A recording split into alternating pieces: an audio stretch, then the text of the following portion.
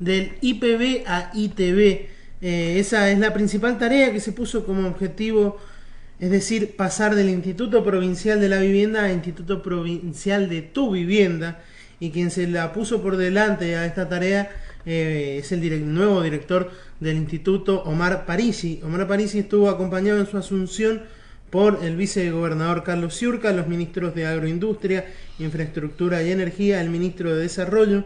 los intendentes Rubén Miranda de la Cera, Alejandro Abraham y quien lo va a suceder en el cargo en la Intendencia de Luján, Carlos López Puelle. Omar Parisi dejó algunas apreciaciones al momento de hablar, como por ejemplo que antes de prometer cuántas casas se puede llegar a construir durante su gestión, se tiene que sanear la deuda que deja la anterior gestión, que son unas 5.200 casas sin construir, y para lo cual cuenta con apenas 86 millones de pesos en caja, por lo cual se va a recurrir al Fondo para la Transformación y el Crecimiento para sanear esas deudas.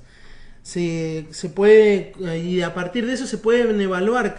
cuántas casas se pueden construir, y apuntando siempre a las clases más necesitadas y a los sectores medios, que son los más demandantes de viviendas. Luego Omar Parisi habló el vicegobernador Carlos Ciurca, quien calificó a Parisi como un miembro más del proyecto nacional y popular, más allá de dónde haya provenido su militancia y desde dónde salió. Es decir, Omar Parisi es el riñón propio de Omar de Marchi, es decir, del Partido Demócrata. Por ello aclaró que no tenía ningún temor, que se trata de un director eminentemente político, que va a estar secundado por un directorio político que encabezará quien hasta ayer era el director del Instituto Provincial de la Vivienda. Va a estar a cargo de este directorio, que es asesor del director, Carmelo Simó. Además aclaró que se lo nombra al frente porque es alguien que entiende que la vivienda en Mendoza y en Argentina es un tema tan fundamental como la salud y la educación.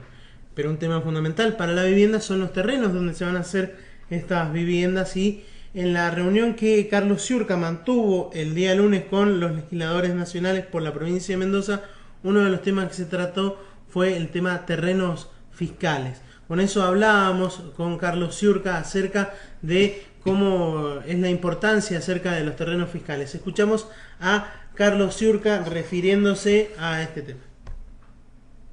Sí, por supuesto, fue uno de los temas que hablamos con los legisladores nacionales, la necesidad de una política de vivienda clara, las gestiones conjuntas con legisladores de todos los partidos políticos, y esto realmente pone un tema fundamental como es la vivienda por sobre cualquier interés partidario, sectorial, y alejado de un resultado electoral que en realidad termina siendo una responsabilidad después del 23 de octubre, pero esa responsabilidad asumida desde todos, no importa cómo le fue en las elecciones. ¿Tienen en proporción cuántos son estos terrenos fiscales más o menos a lo largo y a lo ancho de la provincia? No, porque hay terrenos fiscales nacionales y provinciales. Nosotros tenemos que en esto tener una reunión que la vamos a tener en los próximos días, y a partir de esto, que no va a resolver todo el tema, no vamos a poner toda la expectativa de quien no tiene vivienda o no tiene terreno en que va a haber terreno para todos. No es así, pero sí es una nueva alternativa que no se venía trabajando en la provincia de Mendoza, como no se había trabajado un fideicomiso o el Fondo de la Transformación también como herramienta de financiamiento. Bien, era el vicegobernador Carlos Ciurca, y a raíz también de otra consulta que se le hacía ayer al vicegobernador, también dialogamos con él, que es acerca del cargo que tiene, o el título que tiene Omar Parisi, que es el de enólogo, lo cual está en clara contravención a lo que reza la Carta Orgánica del Instituto Provincial de la Vivienda, y si ello tenía algún impedimento para su nombramiento, y si esperaban alguna oposición por parte de la oposición propiamente dicha, si se iban a impugnar la designación. Así que escuchamos lo que nos decía ayer Carlos Ciurca luego del discurso que dio ayer en el Instituto Provincial de la Vivienda. Se responderá si existe alguna objeción. El gobernador en esto ha firmado un decreto con el dictamen